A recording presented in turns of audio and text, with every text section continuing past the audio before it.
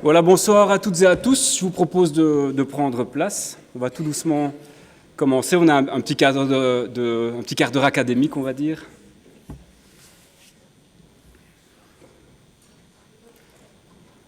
Voilà, bonsoir à toutes et à tous. Et déjà un grand merci d'être parmi nous ce soir pour ce colloque. Et surtout, eh bien, bienvenue chez vous, puisque vous êtes ici au Parlement bruxellois, qui est un petit peu le temple de la démocratie bruxelloise. Alors on sait que pour le moment, c'est pas trop la fête à la démocratie bruxelloise. Maintenant, voilà, le Parlement travaille, le Parlement est là et on avance. Et donc, il n'y a pas de raison qu'on ne puisse pas discuter et développer toute une série de sujets. Et c'est ce que je vous propose de faire ce soir avec ce colloque sur la question de la lutte contre la prolifération du frelon asiatique, avec un point sur le bilan de cette lutte et puis une réflexion plutôt sur les perspectives. Alors, si vous ne me connaissez pas, je m'appelle Jonathan Depatoul, je suis chef de groupe pour le parti Défi ici au niveau du Parlement bruxellois, et donc c'est avec grand plaisir que je vous accueille ce soir. Alors, la question de la lutte contre le frelon asiatique ou contre la prolifération du frelon asiatique, c'est une question qui ne date pas d'hier, alors malheureusement, hein, mais c'est un sujet qui semble en tout cas important, puisque depuis quelques années, cette espèce se développe ici en Belgique et d'ailleurs un petit peu partout en Europe, et pose des questions et certaines inquiétudes, des questions en termes de biodiversité, des questions en termes aussi de santé publique, éventuellement même des questions économiques. Et on avait déjà eu l'occasion de faire un colloque ici, en novembre 2023. On avait pu poser un petit peu le problème et discuter, entre autres, avec le SIAMU de la situation. Alors, moi, je ne vais pas être très long, parce que ce qui est important aujourd'hui, c'est d'entendre les experts sur le sujet.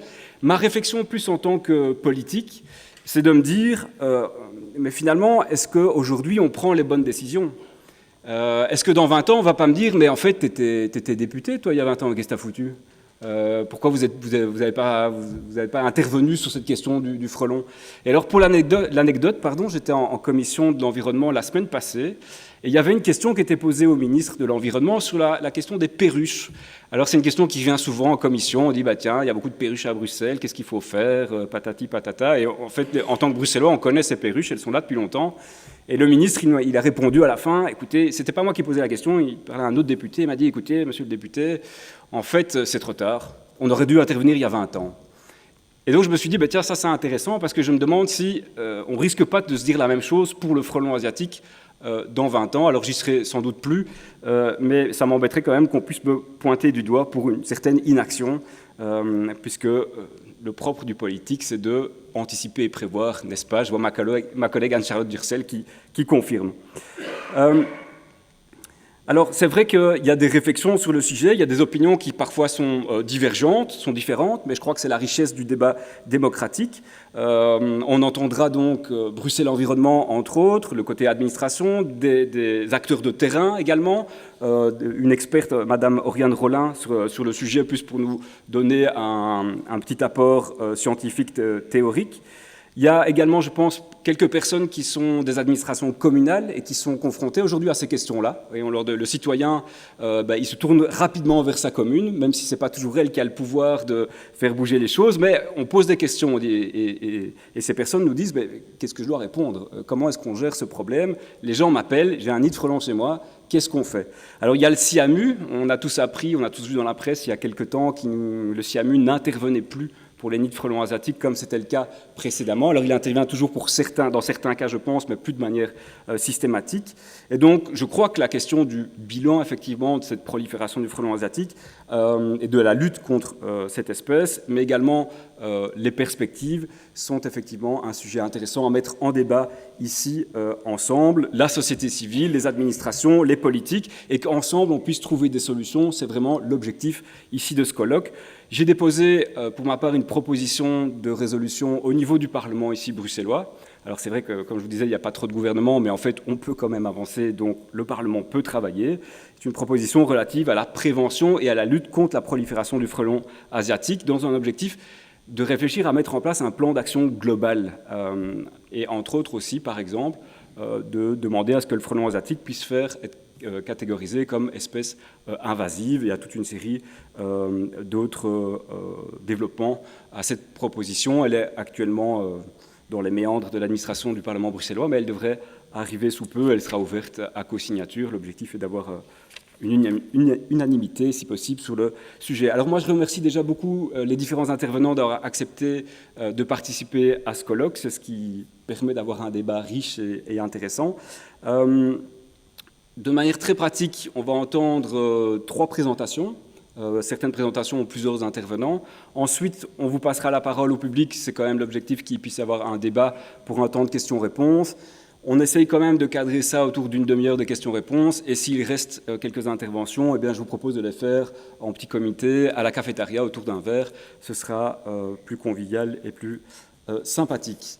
Et donc moi, je vais tout de suite passer la parole à notre première intervenante, c'est Madame Oriane Rollin, qui est chargée de projet au CARI et qui va nous faire une présentation pour cadrer un petit peu la problématique du frelon asiatique et nous expliquer au niveau scientifique ce qu'il en est.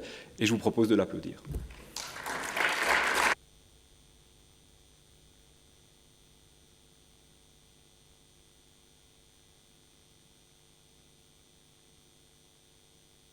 Voilà. Et alors pour passer les slides, c'est la flèche de l'ordinateur. Ok. Bonsoir à tous. Donc je vais vous parler de manière très succincte de l'écologie, un petit peu du frelon asiatique. Le terme, pour certains pays, n'est plus adapté, il est trop généraliste. Donc on va parler du frelon apajo, tout simplement de Vespa velutina. Alors, ce frelon, il est arrivé en fait à la base, il vient d'Asie, comme beaucoup d'espèces invasives aujourd'hui malheureusement, et on parle d'une sous-espèce en particulier. Donc c'est un frelon, c'est un hyménoptère, comme les abeilles, mais du genre Vespa, et c'est Vespa velutina, et c'est une sous-espèce qui nous concerne dans son invasion, c'est Vespa velutina nigritorax. Il faut savoir que dans le monde, il y a environ 22 espèces de frelons, toutes présentes globalement dans ces zones asiatiques, selon des régions, elles ne cohabitent pas toutes ensemble. Et Vespa velutina nigritorax, il vient de cette zone de la Chine, péninsule indo-chinoise et de l'archipel indonésien. Et dans son milieu d'origine naturelle, il cohabite avec d'autres sous-espèces de Vespa velutina et d'autres espèces de frelons. Donc il n'est pas seul. Écologiquement, il y a de la régulation, il y a de la compétition, chacun est dans sa niche écologique, chacun est dans son environnement, et donc il cohabite avec d'autres espèces. Ça, c'est une notion qui est importante par la suite, puisque donc, c'est une espèce qui va être eusociale, c'est-à-dire que, voilà, comme chez les abeilles, on a une fondatrice reproductrice par colonie, on a ensuite des ouvrières stériles et des mâles qui vont apporter cette reproduction et ce brassage génétique. Elle peut se reproduire, la fondatrice, avec plusieurs mâles, c'est ce que l'on appelle la polyandrie, et ça se fait normalement au cours d'une période de reproduction bien spécifique. Donc, ce n'est pas tout le temps au cours de l'année. C'est important aussi pour son cycle biologique et comprendre comment fonctionne cette espèce. Elle a aussi une grosse résistance à la consanguinité au niveau reproduction et elle a ce même système de reproduction avec on va dire un code génétique un peu particulier chez les hyménoptères où les femelles sont toujours diploïdes, donc on a des fécondations, et les mâles, eux, ne sont qu'une copie d'allèle, ils sont haploïdes. Et donc, c'est eux qui vont aller disséminer un peu dans l'environnement. Et la reproduction est extrêmement efficace, puisqu'on peut produire jusqu'à 200 à 500 reproducteurs dans l'environnement. Donc tous les critères d'une espèce d'hyménoptère social, extrêmement prolifique et facilement, en fait, on va dire, dispersible dans son environnement. Alors, en Europe, il est arrivé pour la première fois en France en 2004. C'est une arrivée accidentelle, comme pour beaucoup d'espèces exotiques.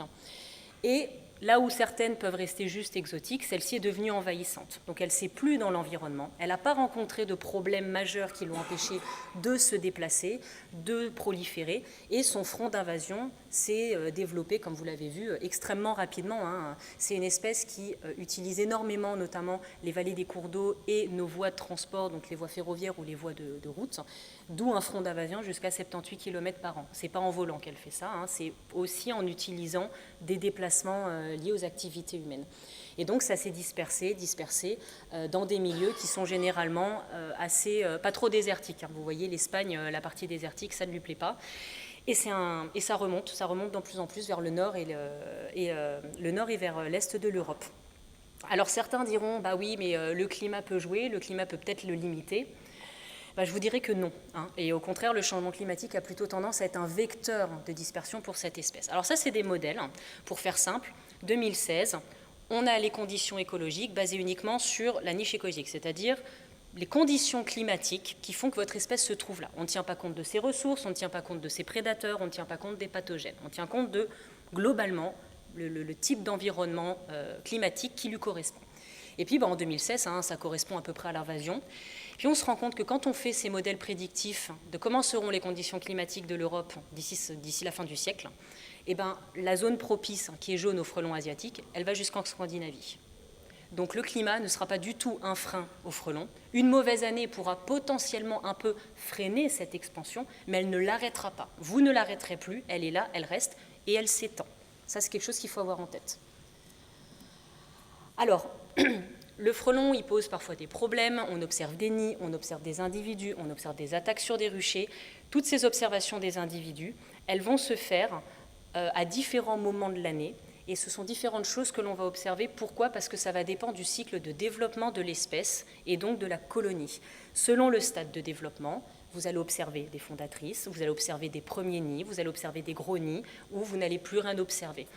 Donc globalement, si on moyenne, en hiver, elles hibernent. Donc les futures fondatrices, celles qui ont émergé, les gynes comme on les appelle, qui ont émergé des colonies à l'hiver, sont rentrées en hibernation, dans des souches, dans des abris. Et puis elles émergent au printemps. Une année très chaude, comme 2023, propice aux hyménoptères, ça va émerger tôt, dès février, mars.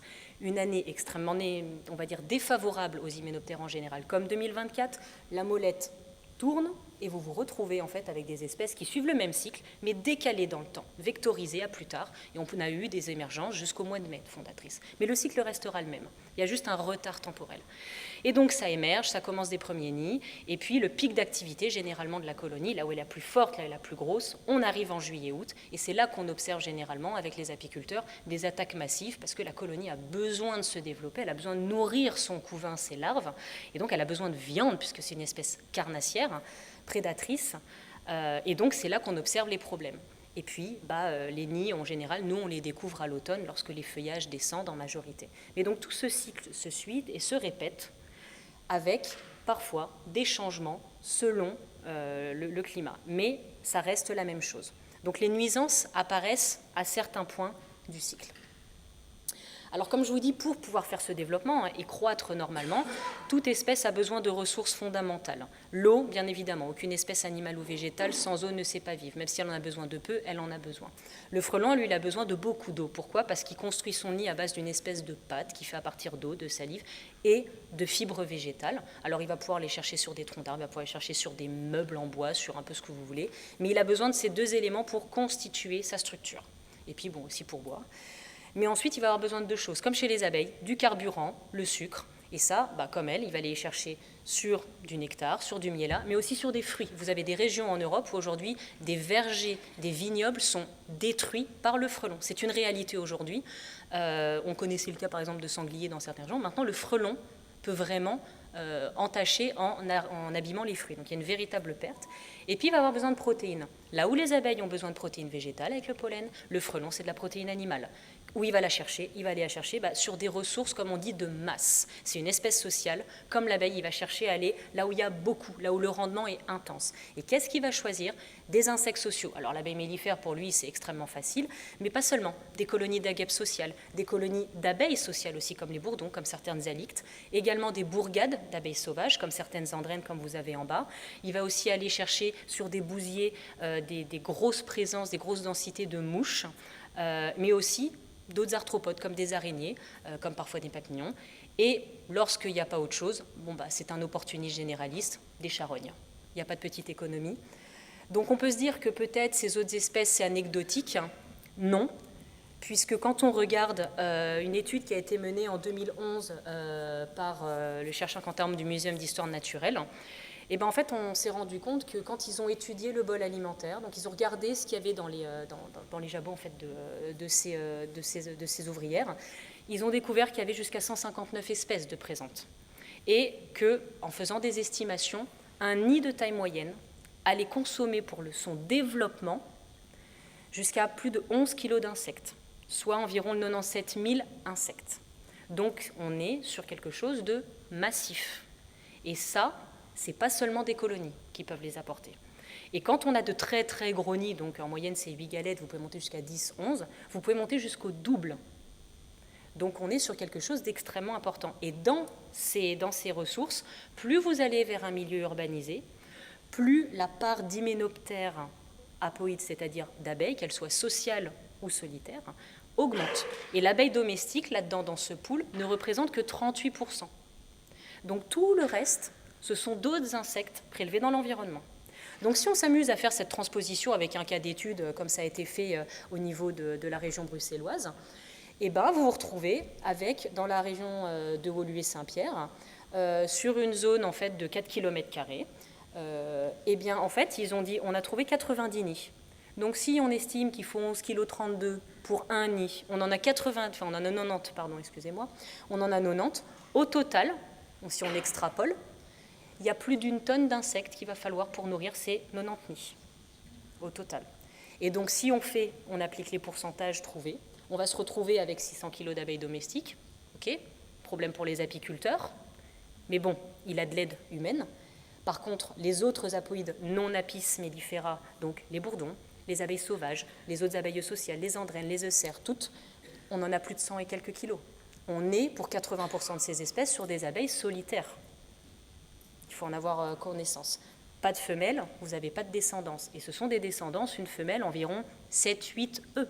Donc on est sur quelque chose d'extrêmement fragile et dont on a du mal à connaître déjà les abondances. Donc avant d'estimer un déclin dû à une cause, c'est extrêmement dur. D'où le principe de précaution pour d'autres causes environnementales également. Et puis vous avez également des diptères, avec 17%, les vespidés. Donc on parle en dizaines, centaines de kilos sur 4 km² potentiellement consommés par ces nids. Donc il y a un véritable risque pour la biodiversité. Ce n'est pas parce qu'il n'est pas quantifiable en l'état, directement, qu'il n'existe pas. C'est ce qu'on applique avec d'autres contraintes environnementales, d'autres risques environnementaux via le principe de précaution. Là, dans ce cas-là, si on joue la même chose, le frelon nécessite également cette prudence. Alors, comme je vous disais, il y a un risque par rapport à la biodiversité, mais il y a aussi un risque par rapport à la consommation, à la prédation des ouvrières, mais il y a un risque aussi inhérent même à la simple présence de la colonie dans son environnement. Généralement, les nids, ils suivent ce développement. Vous avez un nid embryonnaire avec une fondatrice toute seule, ça fait à peu près la taille d'une balle de tennis, ça met 2 semaines à faire ça. Et puis ensuite, elle grossit, ça devient un nid primaire. Généralement, on dit ce nid primaire, voilà, il arrive à la taille d'un ballon de volley, et puis il va grossir en nid secondaire. Et il est connu que généralement, la colonie déplace ce nid dans les strates très hautes arborées des arbres. Et bien ça se passe dans environ 70% des cas. Par contre, dans 30% des cas, ce nid ne va pas bouger. Pourquoi ? Parce qu'elles vont le faire dans un endroit où elles ont tout le luxe, toute la place pour continuer à développer la colonie. Elles ne sont pas restreintes. Un cabanon de jardin, une carcasse de voiture, un abri de hangar, elles ne vont pas être contraintes en termes d'espace, donc elles vont rester là, elles sont très bien, elles ne vont pas bouger. Donc vous avez 30% de ces nids qui sont potentiellement bas. Et sachant que, globalement, comme je vous dis, le frelon, il aime bien les zones, on va dire, plus urbaines aussi. Alors, dans sa zone native, qui est l'Asie, généralement, il est essentiellement de milieu forestier.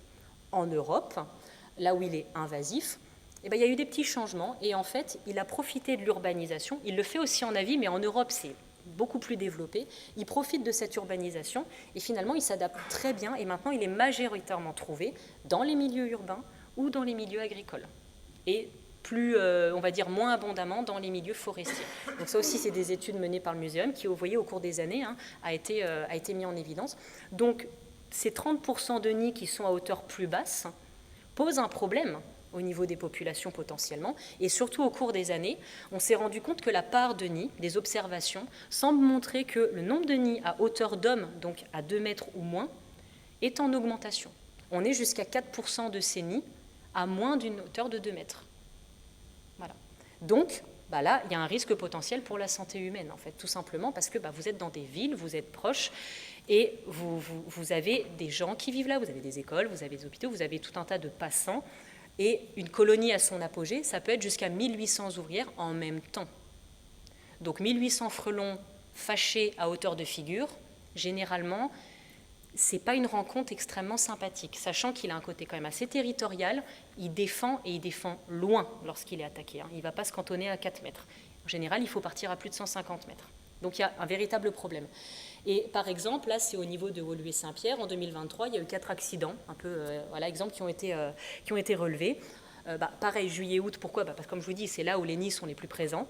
Un jardinier, voilà, qui en passant près d'une haie, souvent ce sont les jardiniers qui sont les professionnels, qui sont les premières victimes, parce que à hauteur d'homme, ils élaguent un arbre, ils élaguent une haie, et puis manque de bol, dedans il y avait un nid, et là un coup de haie, on va dire un coup de tronçonneuse dans un nid de frelons, c'est pas la meilleure idée, et donc résultat on se retrouve avec un nid qui attaque, et donc on se retrouve avec un jardinier en juillet qui a eu un choc anaphylactique, une autre personne qui est partie aux urgences, une envenimation, parce que sans faire de choc anaphylactique, une vingtaine, trentaine, cinquantaine de piqûres, c'est pas des doses sanitairement gérables.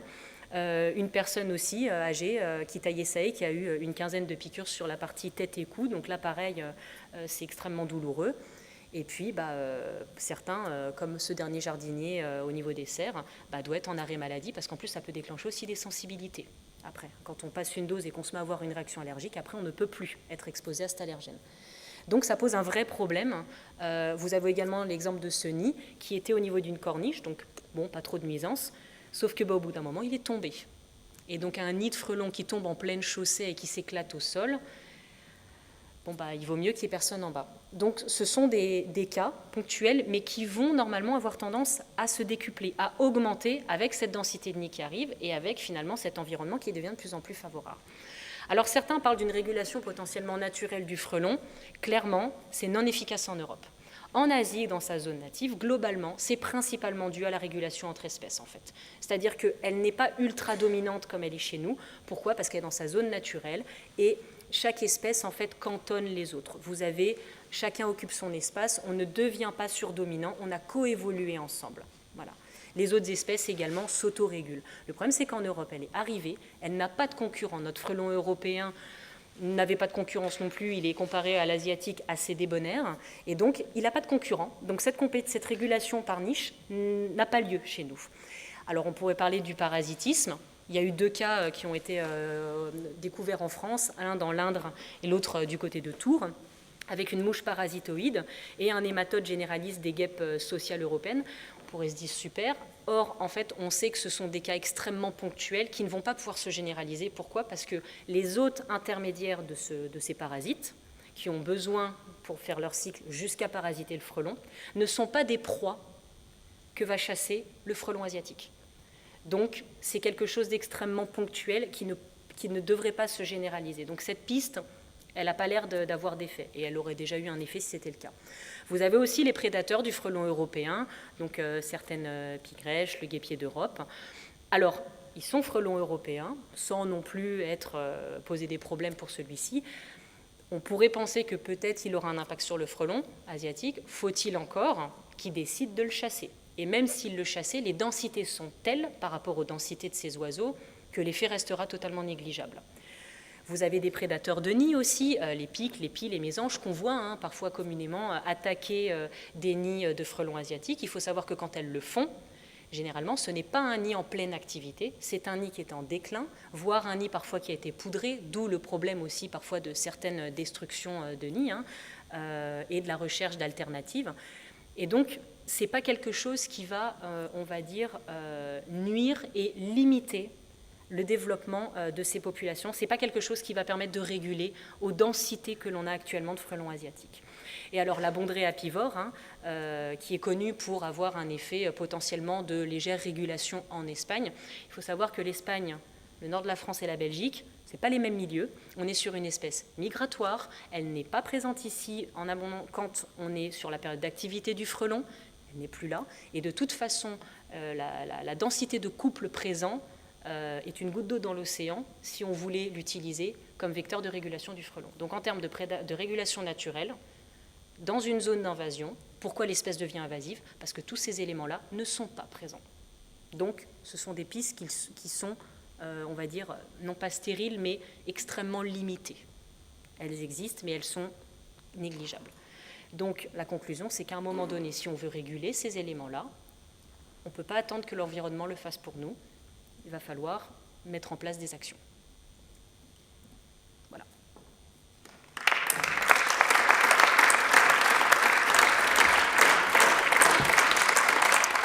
Merci Madame Rollin pour ces éclaircissements, pour commencer ce colloque. Et je vais appeler maintenant Bruxelles Environnement. Alors on a Madame De Wachter, on a Messieurs Ruel et Van der Weyden qui nous ont fait le plaisir de venir partager ce colloque avec nous. Alors je précise quand même que Bruxelles Environnement, c'est l'administration, ils n'ont pas de rôle politique, c'est important parce que c'est vrai qu'il y a des décisions qui doivent se prendre au niveau politique et l'administration, elle applique ce que le politique lui dit de faire. Je pense que c'était assez clair. Donc voilà, je vous en prie. Bouton rouge. Bonjour à tous, bonjour à toutes. Donc je suis Julien Ruel, je suis responsable du service développement de la nature au sein de Bruxelles Environnement, donc à la division Espace Vert dans le département Nature et Biodiversité. Et donc je suis ici aujourd'hui surtout pour vous présenter le cadre plutôt administratif et juridique avec lequel on doit jouer pour la gestion du frelon asiatique. Donc on est sur une problématique qui est multiple, il y a plusieurs dimensions, on en a évoqué plusieurs, il y en a essentiellement 3 sur lesquels on a un peu potassé en termes de responsabilité, avec des dimensions qui ont chacune des responsabilités différentes au niveau des administrations. Donc toutes les administrations ne sont pas responsables pour la même chose. Donc évidemment, il y a une problématique environnementale qui est très claire.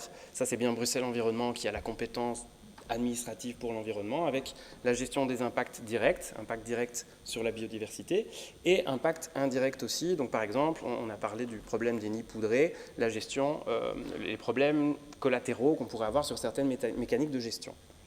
Donc ça, on est bien dans la compétence environnementale. Il y a une problématique qui est sanitaire ou de sécurité, qui est clairement liée plutôt au caractère accidentogène des nids, le fait que les gens soient en contact direct, souvent brusque, fortuit évidemment avec des nids qui provoquent des problèmes majeurs dans certains cas, qui est accidentogène et pas forcément lié à des zoonoses, donc on n'est pas sur la transmission de maladies, on est vraiment sur des contacts très liés à des accidents, des chocs. Et ça c'est plutôt une gestion qui est prise en charge au niveau en tout cas des accidents par le SIAMU, donc par les pompiers. Et au-delà de ça, il y a des questions à se poser en termes de suivi, pas de pharmacovigilance, mais d'épidémiosurveillance. Il y a des données qui sont quand même assez robustes, par exemple en France. En Belgique, c'est beaucoup plus compliqué d'avoir des données compilées, de savoir vraiment qu'est-ce qui se passe au niveau de la gestion du frelon, notamment d'avoir des données en termes d'accidents, d'envenimation, etc. Par exemple, l'autorité en théorie là-dessus, par exemple le centre antipoison, n'a pas vraiment de données et n'a pas une comptabilité, on va dire, analytique des appels qui lui sont faits.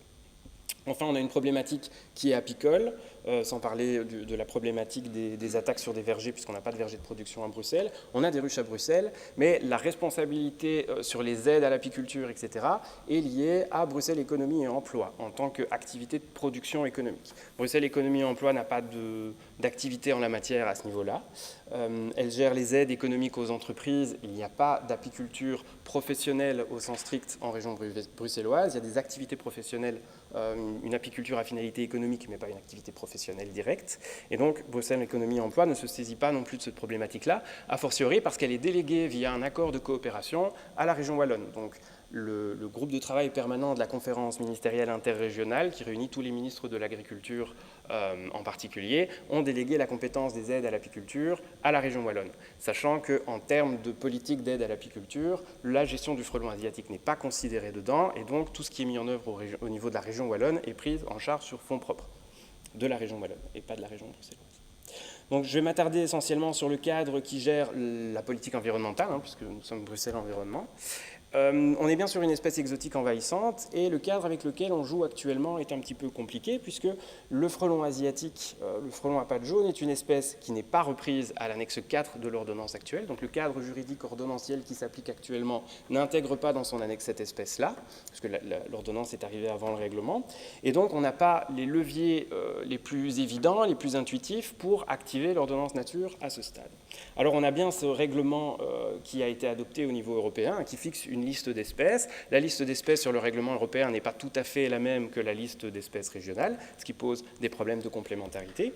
Et on attend d'avoir une nouvelle ordonnance relative à la gestion de ces espèces exotiques envahissantes pour avoir les leviers pour pouvoir mettre en œuvre des plans de gestion, par exemple, de toute une série d'espèces, donc frelons y compris. Alors ce règlement européen amène toute une série de définitions. Et ce qui est intéressant à noter, j'en ai repris quelques-unes, c'est la notion d'espèce exotique. qui nous parle de spécimens, de sous-espèces, etc., mais qui nous montre aussi que la question qui se pose est est-ce que l'organisme est en capacité de se reproduire? Donc il y a une notion de reproduction de l'individu, du spécimen en tant que tel. Donc il y a une approche au spécimen et dans sa capacité de reproduction. On a ensuite une notion qui est celle d'espèces largement répandues, c'est-à-dire qu'une espèce qui est déjà très largement répandue sur un territoire doit faire l'objet de mesures de gestion spécifiques. Donc le règlement focalise sur les espèces, on va dire émergentes, celles qui apparaissent, où là il y a vraiment une priorité de détection très rapide, détection précoce et d'éradication, autant que possible. Mais une fois que l'espèce est largement répandue et qu'il devient très compliqué de pouvoir la gérer, on passe sur d'autres articles du règlement qui sont plutôt sur une gestion. Alors j'ai repris le contenu de cet article. Cet article reprend très largement la notion de mesure efficace et donc pose le règlement européen amène cette notion de, finalement, coût-efficacité, rapport effort-effet dans les mesures à mettre en place. Donc les mesures peuvent très clairement aller de mesures d'éradication, mais aussi de mesures de gestion du risque.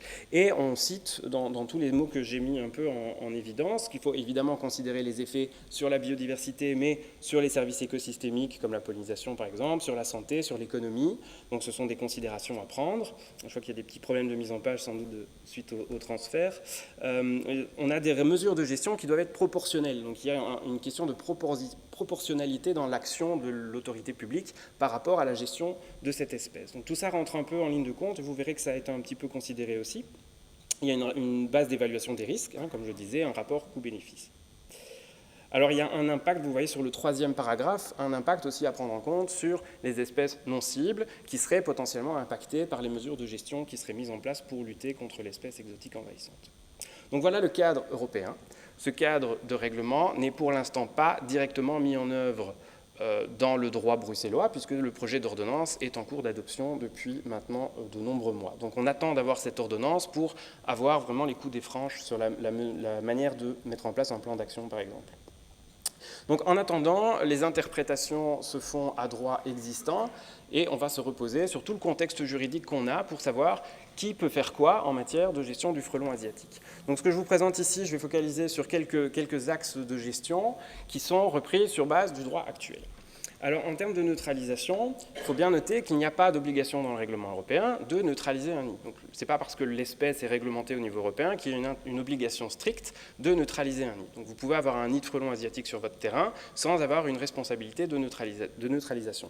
En revanche, le règlement général de police précise très clairement que le propriétaire a le devoir de neutraliser les nids de guêpes sociales, donc par extension on va considérer que le frelon en fait partie, s'il cause des nuisances quelconques. Alors la notion de nuisance quelconque n'est pas définie à ce niveau-là, mais dans tous les cas, on peut raisonnablement considérer que le Code civil s'applique et que si le nid qui est présent sur votre terrain pose des problèmes au voisinage, le voisinage est en droit de réclamer aussi la résolution du problème.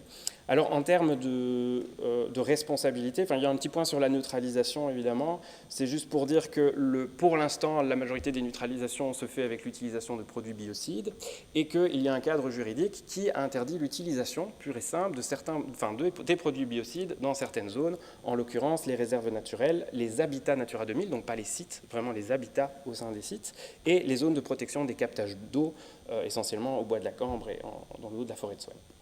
Alors, qui doit faire quoi en matière de neutralisation? La responsabilité incombe aux propriétaires des terrains. Donc ça, c'est l'application stricte du règlement général de police. Les propriétaires doivent neutraliser les nids qui posent problème au voisinage. Avec, en plus, dans cet article, la possibilité pour les communes d'intervenir. Donc si le propriétaire ne fait rien, les communes sont en droit d'intervenir aux frais, risques et périls des propriétaires.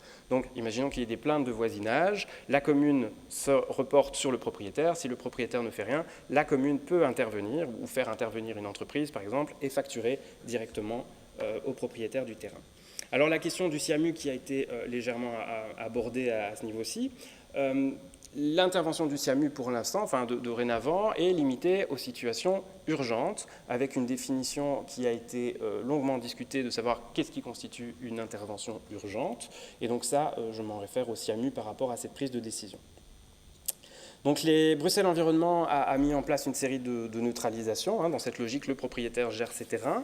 On a mis en place une convention historique avec le SIAMU qui avait été négociée à partir de 2018, mais qui commençait à être très clairement obsolète. Et donc il a fallu attendre que cette convention soit dénoncée par le SIAMU pour la refaire, la renégocier et la revalider. Donc elle a été validée, j'avais mis MIF 2024, mais en vérifiant, c'est bien août 2024 qu'on a reçu cette nouvelle convention signée. Et là, on acte que le SIAMU n'intervient plus que dans les cas urgents. Dans tous les autres cas, l'intervention se fait par entreprise. Donc on a développé par ailleurs un répertoire avec les entreprises et les désinsectiseurs qui sont formés ou qui ont suivi une série de formations qui peuvent intervenir à ce niveau-là. Donc on a mis en place cette nouvelle convention et du coup on a réinternalisé la gestion des nids au sein des équipes de Bruxelles Environnement avec un marché public. Vous savez que tout doit passer par des procédures de marché public. Néanmoins, un marché public relativement modeste dans un premier temps, en phase test, pour tester l'opportunité et surtout la mécanique de nos clauses techniques. Donc, on a revu toute une série de procédures parce que, outre la désinsectisation par l'entreprise, il faut gérer le personnel de terrain, les gardiens de parc, les jardiniers, pour voir un peu comment tout cet écosystème se met en place. Donc, jusque mi-2024, été 2024, les gardiens de parc ou les jardiniers téléphonaient systématiquement au SIAMU. Et donc, toute une série de données ont complètement disparu des radars au niveau du management et de la gestion, ce qui va nécessiter qu'on mette en place toutes ces nouvelles procédures pour avoir des logiciels de constat, enfin des constats spécifiques pour obtenir maintenant des données. Alors, ce marché a été lancé, c'est un petit marché d'une période test de 2 ans avant de pouvoir intégrer un marché plus global, certainement en lien avec aussi les frelons d'Europe ou les guêpes, puisqu'on est sur le même type de profession. Néanmoins, on a testé ces clauses techniques. On est limité pour l'instant à une intervention de 30 mètres de hauteur. Donc quand c'est au-delà de 30 mètres de hauteur, le prestataire n'est pas en capacité d'intervenir. Ce n'est évidemment pas une volonté de borner à ça, c'est vraiment des modalités techniques. Et on a mis en place un système de registre d'intervention, puisque pour tous les professionnels, il y a la volonté d'obtenir des données d'utilisation de pesticides, par exemple, en l'occurrence des biocides, ou des données plus factuelles d'intervention. Donc on a, ma collègue a un peu analysé les données de ce qu'on a eu. Donc on n'a pas eu beaucoup, puisqu'on a lancé ce marché public à l'été. Le temps qui rentre dans la pratique, on n'a eu que quelques signalements. Donc on a eu 14 signalements entre le 17 septembre, donc vraiment la période où le marché était pleinement effectif, puisqu'il a été lancé début septembre, et le 27 novembre. Il y a encore eu des observations par après, mais le prestataire n'est plus intervenu puisque les nids étaient morts ou très largement inactifs. Donc il y a eu des sites tests, on a fait des tests avec lui, et puis il y a eu toute une série de sites sur lesquels le prestataire est intervenu, et soit parce que le nid était inatteignable avec sa perche ou pour des modalités techniques, les nids n'ont pas tous pu être neutralisés, auquel cas la procédure prévoit une sécurisation, une mise en défense du site pour justement éviter que les riverains ou les usagers du parc soient en contact trop proche avec le nid, et des panneaux informatifs qui ont été prévus. Donc on voit qu'on est vraiment sur une toute fin de saison, donc les chiffres ne sont pas encore représentatifs évidemment. L'année prochaine, on aura une deuxième saison où on pourra intégrer la gestion des nids primaires, où là on a déjà mis en place des procédures d'information pour tout le personnel de terrain, puisqu'on a vu que finalement les personnes les plus exposées à ce risque d'accident, ce sont les professionnels, notamment des parcs et jardins et les agriculteurs. Donc on sait que pour les collègues de la gestion, il y a un gros enjeu à ce niveau-là. Alors, en termes de piégeage, on s'est posé la question aussi, on avait déjà eu l'occasion d'en parler l'année passée, en janvier l'année passée, dans le workshop qui avait été organisé sur la gestion du frelon. Le cadre juridique est lié à la capture d'animaux, à la sélectivité des pièges qui vont être utilisés, mais pas à la sélectivité par rapport à tous les groupes d'insectes, à la sélectivité uniquement par rapport aux groupes d'insectes qui font l'objet d'une protection. Donc une protection géographiquement limitée, au sens de l'ordonnance nature. Essentiellement, ça concerne les lépidoptères. Donc à partir du moment où un piège qu'on va utiliser pour le frelon asiatique ne capture pas de papillons, on peut raisonnablement considérer qu'il est sélectif, et à chaque fois j'ai mis le petit astérisque, sélectif par rapport à l'objectif qu'on veut en avoir. Et donc ici, le cadre qui s'applique va changer en fonction du domaine public ou du domaine privé, et des zones dans lesquelles on va pouvoir placer les pièges, c'est-à-dire est-ce qu'on est en zone d'espace vert au PRAS, donc le plan régional d'affectation du sol, ou en dehors. Donc je vous ai mis un peu, je ne sais pas si vous aurez les slides, mais en tout cas on peut les mettre à disposition. Il y a une mécanique un petit peu variable en fonction du type de cas. Donc a priori, dans des jardins particuliers, par exemple, si vous n'êtes pas en zone d'espace vert, vous pouvez piéger. Par contre, une fois que vous êtes dans l'espace public, en général, c'est quand même soumis à l'autorisation du gestionnaire. Donc c'est le gestionnaire qui donne une autorisation, si oui ou non il peut y avoir une dynamique de piégeage, simplement parfois pour que le personnel de terrain soit au courant, que les gestions d'accès puissent être régularisées, etc. En revanche, pour autant que quand on utilise un piégeage non sélectif, ça reste interdit dans les zones vertes au niveau du PRAS, et le piégeage, dans tous les cas, même sélectif, reste sélectif astérisque, reste interdit dans les réserves naturelles et forestières parce que là, la législation qui s'applique est d'office de ne pas déranger la faune, quelle qu'elle soit, donc pas que les espèces protégées, toute la faune. Et donc, évidemment, ce sont des interdictions avec toujours des possibilités dérogatoires, mais des procédures qui sont quand même relativement longues pour l'obtention des dérogations. En termes de pistage, c'est-à-dire, par simplification, essayer de localiser les nids, le cadre juridique qu'on avait présenté l'année passée a été légèrement réévalué aussi, et donc on est sur généralement une autorisation dans presque tout type de terrain, avec quand même la demande d'avoir une autorisation du gestionnaire du site quand l'activité a lieu dans les sites, et quand même une interdiction en réserve naturelle et forestière pour le dérangement, mais aussi pour la potentialité de sortir des chemins en réserve naturelle. Vous savez que sortir des chemins en réserve naturelle est soumis à dérogation. Alors le déplacement, il y avait déjà l'année passée on avait discuté le fait de capturer un frelon et de le déplacer était en théorie interdit, mais avec cette notion du spécimen qui peut se reproduire, a priori si vous capturez et que vous relâchez une ouvrière qui normalement ne se reproduit pas, il y a une tolérance en tout cas sur ce principe-là, toujours dans l'absence du droit introduit au niveau bruxellois. Alors en termes de perspective, la position de l'administration est toujours que les études restent quand même peu concluantes sur l'efficacité des démarches de gestion et sur la dynamique des populations, en tout cas jusqu'à présent, avec les moyens du bord. Mais malgré tout, la sélectivité des pièges s'améliore et il y a des grosses dynamiques pour essayer d'améliorer ça un maximum. Donc il y a quand même toujours une inquiétude sur des pratiques de piégeage qui ne seraient pas encadrées du tout, type piège à noyade, etc. Donc ça, il faut éviter un maximum. Et les inquiétudes sont moindres si on est dans des démarches encadrées, les pièges sombrero, etc., où on est sur quelque chose avec sélection physique et anti-noyade. Malgré tout, la conclusion est au regard de cet article du règlement européen. Le rapport effort est fait, donc le suivi qu'il faut mettre en ressources humaines, en personnes, en volontaires, etc., par rapport aux résultats, reste défavorable pour une implication et une prise en charge directe des autorités publiques. Donc ce n'est pas le personnel des administrations qui va s'en occuper. Néanmoins, l'objectif est d'encadrer les démarches des volontaires, de mettre en place un cadre qui soit sécurisant à la fois pour les administrations, pour les volontaires, notamment en termes d'assurance, etc., avec, dans les prochains jours maintenant, des guidances qui seront mises à disposition des communes pour qu'elles sachent un peu vers qui se tourner et comment évaluer si oui ou non on est sur quelque chose qui est bonne pratique. Toujours en attendant d'avoir une ordonnance dédiée aux espèces exotiques envahissantes. Alors on a mis un petit point simplement sur la protection des ruches, parce qu'on avait eu une question là-dessus. La protection des ruches, au niveau de protection physique, évidemment, il n'y a pas de souci. Petit point quand même d'attention, quand on est parfois sur des grandes structures qui peuvent être impactantes au niveau visuel, dans certains sites classés, il pourrait y avoir besoin d'un permis d'urbanisme, et bien ça c'est Urban qui est en charge. Alors sur les harpes électriques, il y a toujours ce petit point de précaution, attention, les bacs d'eau, qui seraient mis en dessous des harpes peuvent être peu sélectifs par rapport à des papillons toujours, et évidemment attention à ne pas utiliser de harpe électrique en réserve naturelle. Enfin, petit point sur ce qui a été mis en œuvre en termes de communication, vous me dites si je suis trop long. En termes de communication, donc il y a eu plusieurs publications. 2 minutes, super, c'est mes derniers slides. Il y a eu des articles de blog sur le site de Bruxelles Environnement, des mises à jour des pages du site de Bruxelles Environnement en termes de méthodos, des news qui ont été faites, des fiches sur le site Renature qui sont en cours de relecture et d'évolution pour être prêtes pour la saison 2025, un bottin de désinsectiseurs qui a été mis en place, donc les insectiseurs ont été, en tout cas tous ceux qu'on a pu identifier ont été contactés, ont pu rentrer dans cette mécanique de bottin, valoriser les formations qu'ils ont pu suivre en Flandre, en Wallonie ou à Bruxelles, puisqu'on a aussi organisé une formation.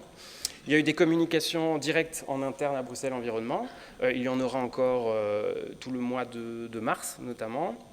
Des informations qui ont été mises à disposition aussi des autres administrations via la plateforme Waller, qui est en fait un équivalent de Facebook, mais pour les administrations, sur lesquelles on a mis à disposition les cahiers de charges, les recommandations qu'on avait en tout cas sous la main. Et des panneaux informatifs qui ont été aussi mis à disposition. Donc il y a un petit template de panneaux informatifs qui doit encore faire l'objet d'une validation en bonne et due forme de toutes les autorités en termes de sécurité et de communication. Alors des événements, on en a fait quelques-uns. Il y a eu le workshop du 16 janvier de l'année passée qui a commencé à mettre en place une série de dynamiques où était intervenu d'ailleurs Quentin Rome qui était plusieurs fois cité dans la première présentation. Et puis des petits jeux, animations qui ont été faits sur les stands de Bruxelles Environnement, à la fête de l'environnement, à la foire du jardin naturel, à la fête de la chauve-souris, par exemple. Et enfin, en termes de formation, il y a une formation le 5 septembre qui a été faite pour les désinsectiseurs et pour les communes. Donc c'est Jean Blou, donc le CRA de Jean Blou qui est venu donner la formation. On a une formation, on va avoir une formation dans 2 jours à destination des communes, qui est formation-information, pour reposer un peu le cadre de qui est responsable de quoi en matière de gestion, et pour pouvoir répondre au mieux aux interrogations des communes, sachant qu'outre des guidances, pour l'instant, on n'a pas de cadre pour offrir grand-chose de plus, et des procédures internes qui vont être réévaluées très prochainement, après validation des services de prévention interne. Donc voilà un peu les pages que certains d'entre vous connaissent certainement. Tout ça est en cours de relecture et de révision pour la nouvelle saison. La liste de désinsectiseurs, elle est normalement à jour. Donc l'objectif maintenant, c'est que cette liste soit connue. Donc le SIAMUR envoie systématiquement maintenant, quand les demandes sont non urgentes, vers Sobotin. Voilà un peu l'état des lieux. C'est bon pour moi. Voilà, merci beaucoup.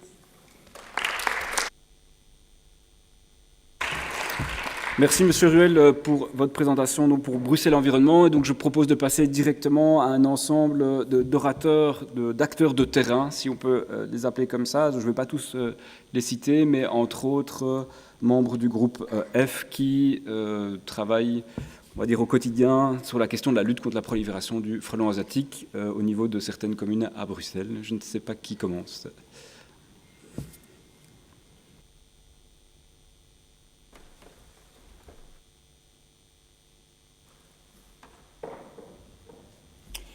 Bonsoir à toutes et à tous. Mon nom est Jean Van de Put. J'ai le plaisir de vous donner un petit compte-rendu de la dynamique qui s'est mise en place dans 3 communes. Tout d'abord la mienne à Uccle, ensuite Watemal-Boisfort et puis Woluwe-Saint-Pierre.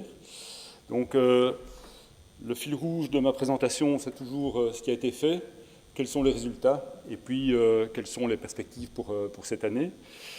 Donc on a constaté grâce à l'élan donné par le groupe F, qui avait vraiment une envie de faire quelque chose au niveau communal.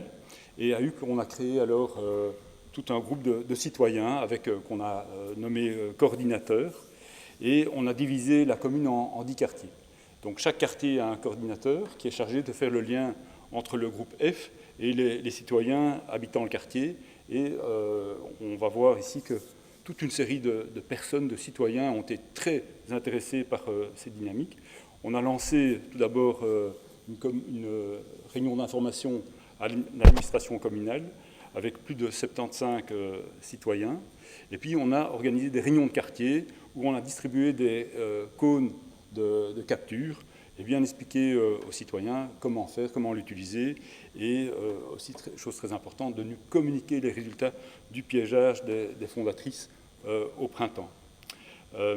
Ensuite, en été, on a démarré une campagne de repérage des nids secondaires et on a travaillé selon la chaîne suivante. Le citoyen repère quelque chose un nid d'insectes, il mentionne au coordinateur de quartier qui lui valide si c'est bien un nid de frelons asiatiques et puis il peut alors mettre en contact le citoyen qui l'a repéré ou le propriétaire avec un professionnel de la neutralisation de nids de frelons asiatiques. Alors on a pu obtenir à Uccle un petit coup de pouce projet citoyen avec 3 000 € qui a permis de financer une série de destructions de nids secondaires repérés à Uccle. Alors les résultats de cette mobilisation, eh bien, je dois dire, c'était assez phénoménal de voir que beaucoup de citoyens sont très intéressés par le sujet. Donc à plusieurs titres. Donc on a vraiment eu un très très bon retour avec plus de 364 inscrits dans nos fichiers pour participer d'une manière ou d'une autre à cette campagne de printemps. Un petit 200 cônes de capture ont été distribués et répertoriés sur la carte interactive de la commune. Le résultat de ces piégeages, c'est 112 reines fondatrices qui ont été piégées. Et un groupe Facebook a été créé. Et tout au long de l'année 2024, on a eu jusqu'à 756 personnes inscrites, mobilisées, intéressées.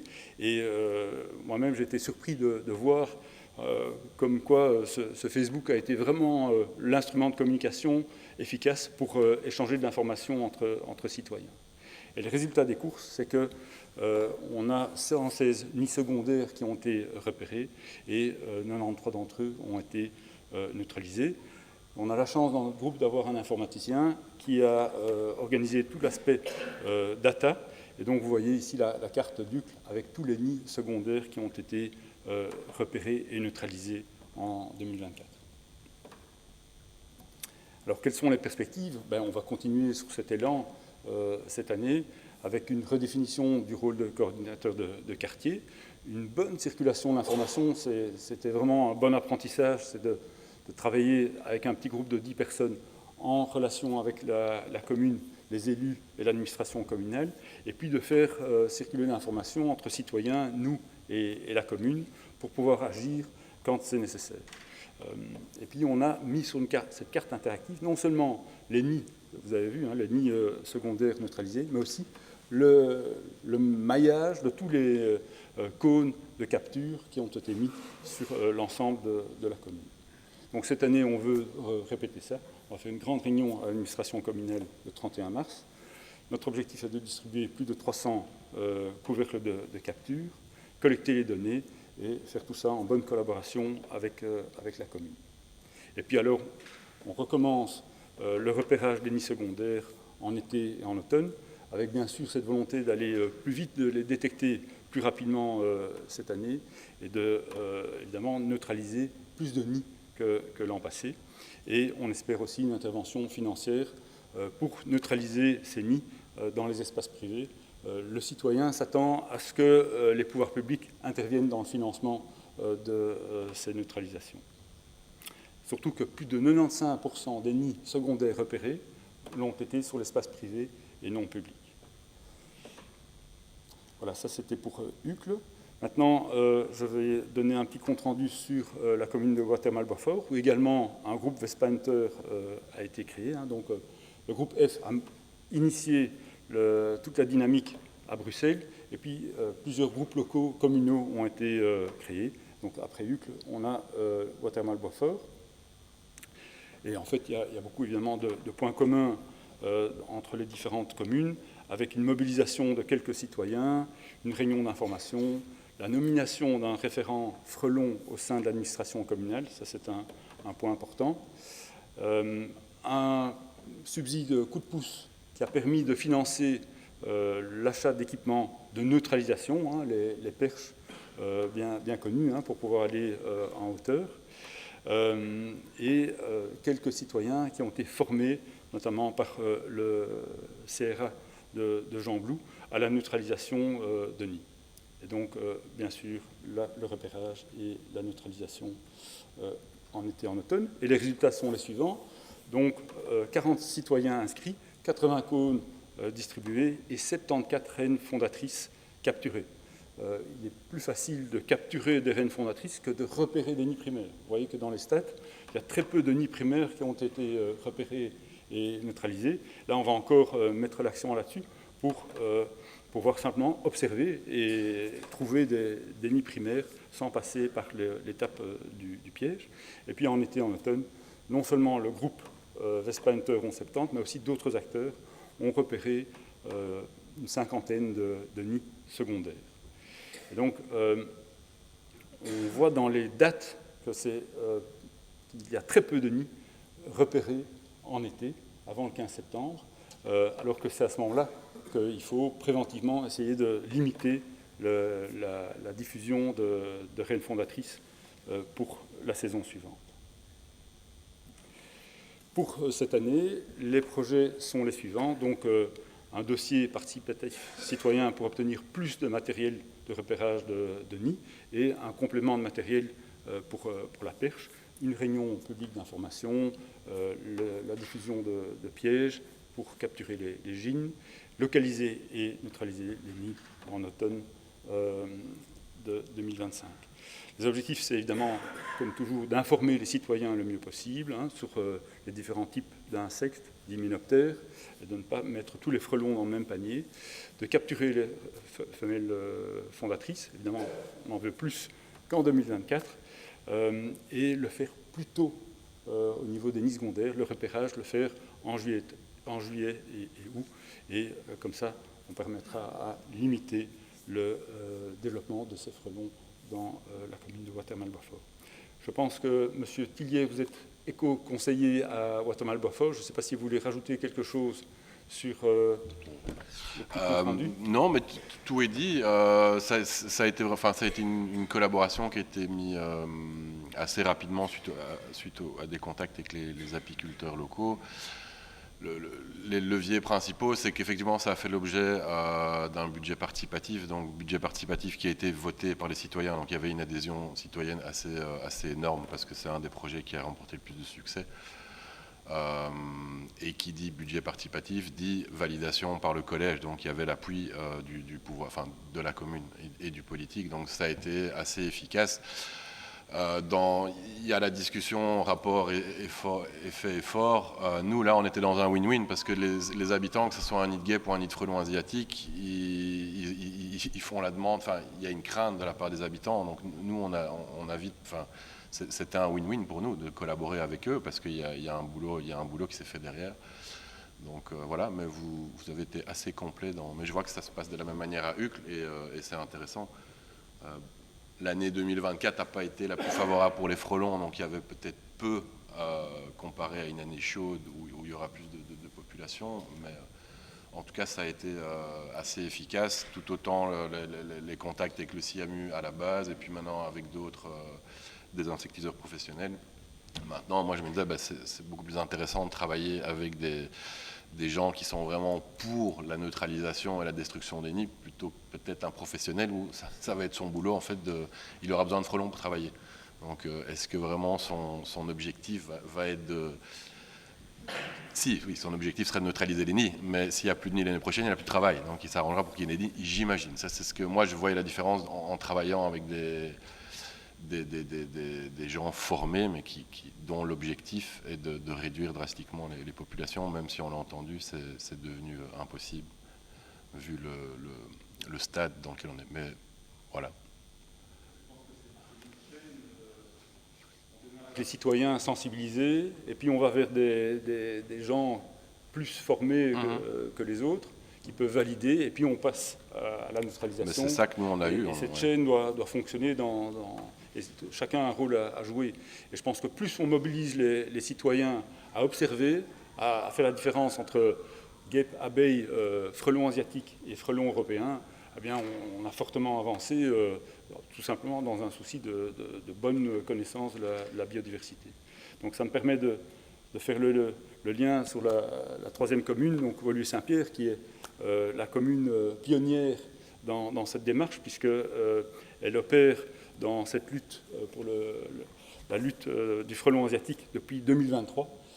Et donc on a ici vraiment déjà un peu plus d'historique grâce à l'expérience qui est vraiment très intéressante puisqu'elle se limite à un territoire plus expérimental de 4 km². Je vais revenir sur les chiffres. Et donc là on a une évolution déjà sur 2 années où au démarrage ils se sont fortement, avec une petite équipe, fortement concentrés sur le marquage en été et en automne, avec des méthodes de triangulation. On chronomètre les allers-retours entre l'appât et le nid pour pouvoir identifier et repérer la localisation du nid. Ça, c'était 2023. Fort de cette expérience, nous avons eu une réunion il y a 1 an, en janvier, où le groupe de Woluwe a pu transmettre son expérience et on constate ici évidemment qu'ils ont été beaucoup plus loin puisqu'ils ont 2 années de piégeage, non seulement des fondatrices mais aussi des nids secondaires en été et automne. Avec aussi la collecte des données chaque fois enregistrées sur le site observation.be. Donc ici vous voyez les résultats de 2 années et avec une comparaison entre la région Bruxelles-Capitale et le site expérimental de Woluwe. Donc vous voyez en bas à gauche le nombre de gynes, donc le nombre de fondatrices capturées à Woluwe. Donc en 2024, 207 gynes, c'est vraiment un chiffre impressionnant, tandis que sur l'ensemble de toutes les communes bruxelloises, 575 fondatrices ont été capturées, avec une superficie beaucoup plus grande. Donc vous voyez déjà une zone où on concentre les efforts et la grande zone région Bruxelles-Capitale où il y a une lutte parfois dynamique, parfois nulle, où il n'y a rien du tout. Et donc ça permet maintenant de faire le lien entre le printemps, enfin, les fondatrices, et les nids qui ont été détectés et repérés, les nids secondaires, hein, vous voyez toute la partie droite du slide. Donc en 2023, en région de Bruxelles-Capitale, on avait 207, un peu plus de 200 nids qui ont été repérés, et en 2024, une augmentation de 31%.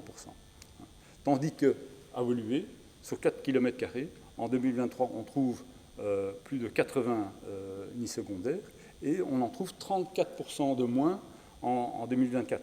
Donc on peut peut-être conclure que, mais c'est à prendre avec des pincettes, que l'effet de ces captures en 2023 et ces captures de reines fondatrices au printemps ont permis de limiter le nombre de nids secondaires sur une toute petite surface de 4 km², alors qu'il y a une mobilisation humaine importante pour regarder, observer et repérer un maximum de nids. Voilà, donc déjà un début de statistiques, un début de chiffres sur Woluwe et la région Bruxelles-Capitale. Voilà. Et pour demain, bien sûr, on continue dans la même direction à Woluwe et on continue avec le marquage, la triangulation, mais aussi des moyens technologiques plus sophistiqués, donc des émetteurs-récepteurs qui peuvent être mis sur les frelons pour pouvoir plus facilement détecter, enfin, repérer les nids secondaires. Et le but, encore une fois, de les neutraliser de manière plus précoce et de ne pas attendre la chute des feuilles pour les neutraliser, et toujours de collecter les données sur observation.be. Voilà, ça c'était le compte-rendu pour les 3 communes actives sur la lutte du frelon asiatique. Merci beaucoup. Merci pour cette intervention. Et donc on va terminer par Louis Monéger, qui est un des membres actifs du groupe F. Merci beaucoup, bonsoir à tous. Très rapidement, on va regarder les choses de façon un petit peu plus globale. Qu'est-ce que le groupe F a fait pendant l'année 2024 ? Bien, on a apporté le support qu'on pouvait au groupe d'Uccle et au groupe de Watermal-Boisfort pour se lancer, et on a fait tout ce qu'on pouvait pour qu'ils puissent arriver aux résultats qu'ils ont eus, et c'était un très chouette investissement. On a fait pas mal de choses en termes de communication, hein. On a été sur la fête de Woluwe-Saint-Pierre, on a fait 5 conférences publiques, on a mis en place un partenariat avec des designers industriels, on a mis en place un blog, on a conçu et mis au point une plateforme de collecte des données pour la capture des gînes, et c'est ce qui a permis d'avoir toutes les statistiques qu'on a eues ce soir. Et puis, de façon très terrain, on a lancé une capture de printemps, on a donné toutes les instructions, toutes les mesures de prévention pour éviter d'avoir des effets sur la biodiversité. On a mis au point et on a développé les cônes de capture qui ont des petites particularités en termes de dimension qui font que justement, ils sont très sélectifs, et on peut aujourd'hui dire qu'on n'a pas d'impact sur l'ensemble de la biodiversité. Voilà, on a fait tout ce travail-là, et on est content de voir que derrière, d'autres citoyens s'en saisissent et avancent avec ces choses-là, parce que c'est quand même un investissement en temps, mais quand derrière il y a quelqu'un qui le prend, ça vaut la peine d'être fait. Alors, on a fait ça, mais on rencontre quand même un certain nombre de freins, et il est important de les évoquer. On s'aperçoit que l'intérêt des élus dans les communes ou au niveau régional est relativement aléatoire, voire faible dans certains endroits. Et donc il y a un travail à cet endroit-là. à faire parce que finalement, la problématique est relativement mal connue. On a tout un tas de messages qui ont été quand même diffusés en disant on n'a pas besoin de prendre de risques, si les nids sont à plus de 7 mètres, ce n'est pas nécessaire de neutraliser, l'obligation de neutraliser n'est absolument pas une obligation. Tous ces messages sont quand même des messages limitants et la photo qui est juste à côté, elle n'est pas neutre. Entouré en rouge, vous voyez un nid de frelons asiatiques. Ça, c'est dans une rue. Un nid qui est accroché comme une boule à un sapin de Noël. Et quand on a contacté la commune, et je ne la citerai pas, en disant « vous avez un nid, il est sur la voie publique », la réponse a été « mais il est à plus de 7 mètres et il n'y a pas d'obligation de neutraliser ». Et ça, c'est des messages, c'est un des messages qu'on a eu. Bon, il a fallu qu'on insiste et on a réussi à faire neutraliser ce nid. Mais pendant qu'on déploie de l'énergie à faire cela, on n'est pas sur le terrain à neutraliser des nids et à réduire la prolifération. Donc là, il y a des messages sur lesquels, à mon avis, il faut travailler pour qu'on soit beaucoup plus incitant et qu'on passe à l'action. Il y a l'esprit de la loi et il y a la lettre de la loi. Je suis très content d'entendre qu'on aura la dérogation pour pister les frelons, mais quelque part, d'un côté, on se pose ce genre de questions, alors que de l'autre côté, le frelon asiatique n'est toujours pas sur la liste des espèces invasives de la région. Il y a un décalage, enfin, il faut se mettre au boulot, il y a quelque chose qui ne va pas. Et puis, il y a eu pendant très longtemps tout un tas de messages qui minimisaient l'impact sur la biodiversité ou sur la santé. Tous ces messages-là, c'est des freins qui entravent l'action et qui la gênent. Ça ne nous a pas empêché de l'amener, mais quelque part, c'est des freins, à mon avis, qu'il faut lever pour pouvoir répondre à des attentes. Et l'attente, et là, je me réjouis de voir que vous avez déposé une résolution parlementaire, parce que quelque part, on a besoin d'un cadre avec un plan global qui permette d'avoir comme objectif la limitation de la prolifération, des actions concrètes et des mesures de l'efficacité et de l'évolution de la situation, ce qui aujourd'hui est fait à des échelles communales, locales, mais qui n'est absolument pas fait au niveau de la région. Et on a besoin de communication claire, cohérente, qui soit pour tous les acteurs, tant au niveau de la région que de la commune, très clair dans ce qu'il faut faire, dans le concret, et qui incite à l'action. Vespaletuna est sur la liste des espèces invasives, doit être rapidement sur la liste des espèces invasives de la région Bruxelles-Capitale. C'est le cas depuis 2016 dans la législation européenne. Donc, on a 8 ans de retard. Et je ne dis pas tout ça parce que je suis alarmiste. Il y a une urgence à passer à l'action. Si on ne passe pas à l'action, on va se retrouver avec des conséquences sur l'entomofaune, mais on la mesurera peut-être dans moins de 20 ans. Et je pense qu'il est grand temps de s'y mettre, parce que là, quelque part, on est en train de perdre du temps. Ça ne nous empêchera pas, et nous allons continuer, à développer des groupes locaux.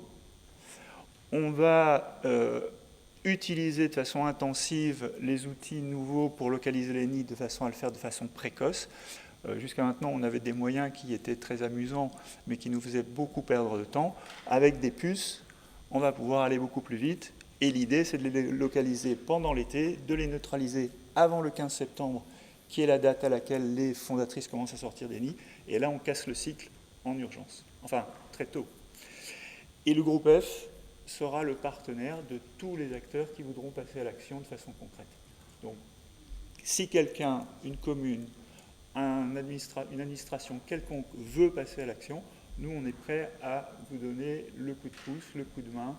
On a commencé à le faire dans certaines communes. Je vois M. Madjen qui est présent. On est prêt à le faire avec qui veut le faire, pour autant que ce soit du concret et de l'efficacité. Voilà. Merci pour votre attention. Et à maintenant, place au débat. Voilà, merci beaucoup à tous les intervenants pour cette présentation extrêmement intéressante. Je vous propose, parce que c'est quand même l'objectif de la soirée, de passer un temps de questions-réponses, de débat. Vous voyez qu'on est quand même nombreux, donc moi je m'en réjouis parce qu'on voit qu'il y a un intérêt pour la question. Mais donc je vous demanderai d'être concis dans vos interventions. Je sais qu'il y a beaucoup de passionnés dans la salle, et donc peut-être éviter de nous raconter toutes vos histoires d'abeilles et de frelons. On peut le faire autour d'un verre, mais peut-être pas ici pour le temps de questions-réponses. Donc soyez concis dans vos interventions et vos éventuelles questions. Qui est-ce qui veut se lancer ? Ben, monsieur, je vous en prie. Donc, il y a un petit bouton rouge devant, vous pouvez allumer le micro faut juste Bonjour. pas oublier de l'éteindre. Bonsoir, plutôt ensuite. Laurent Briel de la commune de Skerbeek. En fait, merci pour les différentes présentations et interventions de ce soir. J'avais une question. Le frelon, c'est quand même... on parle de législation européenne, c'est quelque chose on a vu les cartes lors de la présentation, il y a vraiment une invasion sur l'ensemble du continent. Et pourquoi on doit ramener le suivi, le traitement de ces frelons au niveau communal? Et je vois que seulement quelques communes sur Bruxelles, le territoire communal de Bruxelles, les territoires de Bruxelles sont concernés, donc 3 communes actuellement. Donc on ne sera pas lutté de manière efficace et de manière, je veux dire, stratégique contre la prolifération du frelon. Et je voulais savoir ce qu'il en était au niveau de BE, si ça va être quelque chose qui va être régionalisé ou ça va être ça peut être pris au niveau du fédéral. Et donc voilà, c'était un peu ça ma question. Est-ce que quelqu'un chez Bruxelles Environnement veut apporter des éléments de réponse?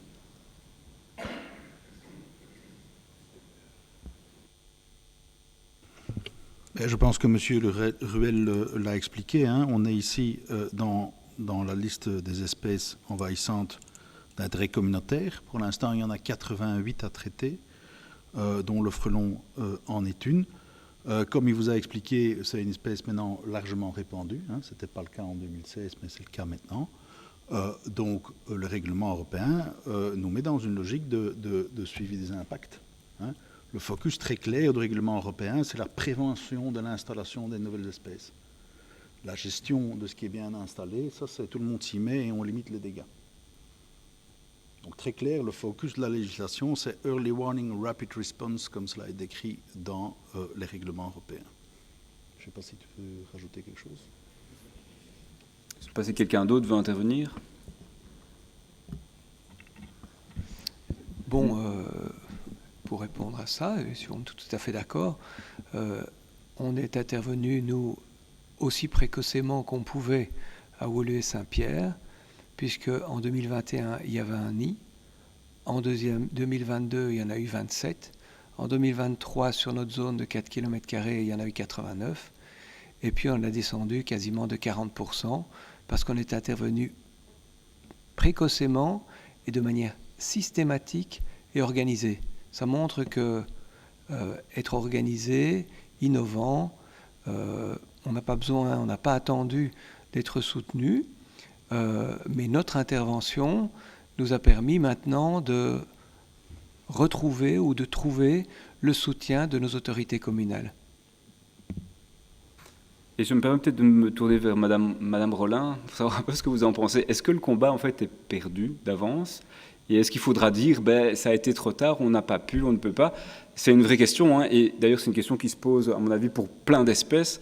Je ne sais pas si vous savez que le raton laveur, il est déjà vers Liège, il arrive à Bruxelles. Il faudra se poser la même question aussi.